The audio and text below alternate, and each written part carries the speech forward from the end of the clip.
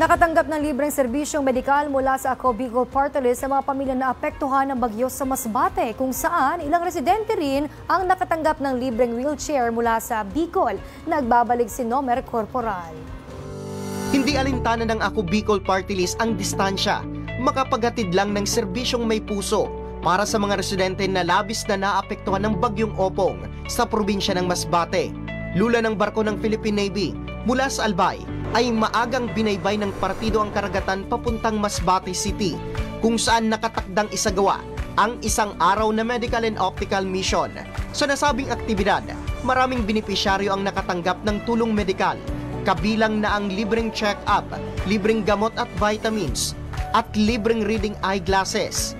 Habang marami rin ang tumangkilik sa libreng pagpapabunot ng ngipin. Ang 5 residente naman ay nakatanggap ng libreng wheelchair mula sa Ako Bicol Party List. Alam po ako na isa siya sa nabigyan ng wheelchair kasi mahirap pag wala siyang wheelchair. Maraming salamat po sa Ako Bicol Party List. Malaking tulong po ito para po sa mga makalabas po ng kwarto. At least po, hindi na lang si mga palaging nasa kwarto po. Greatly appreciated po talaga yung malaking tulong po ng wheelchair.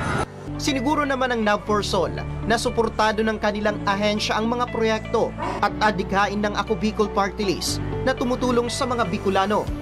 Isa po ang Ako Bicol Party List sa itinuturing ng Philippine Navy na critical na stakeholders kasi sa tagal na rin po ng partnership at sa dami na rin po ng naihatid na tulong ng Ako Bicol Party List. Nagpapasalamat po ang Philippine Navy sa walang sawang pakikipag-partner ng Ako Bicol Party List sa inyo pong hukbong dagat ng Pilipinas dito sa Timog Luzon.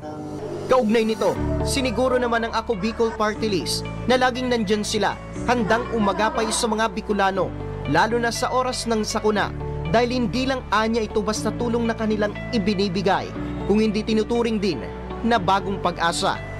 Yes, dun sa ating mga kababayan dito sa Masbate City. Maraming salamat po sa napakainit na pagtanggap po sa Ako Bicol Party List. Isang patunay ito na walang pinipili, malayo man o mahirap na puntang lugar sa reyon, basta't may nangangailangan ng tulong, sila ay aaksyon. Matatandaan, ilang araw matapos manalasa ang bagyong Opong, ay nauna nang bumisita ang partido. Hatid naman ang sako-sakong bigas at personal itong ibinigay sa mga bayan sa probinsya na labis na naapektuhan ng sakuna. Para sa totoong balita sa bagong Pilipinas, Nomer Corporal, Congress News.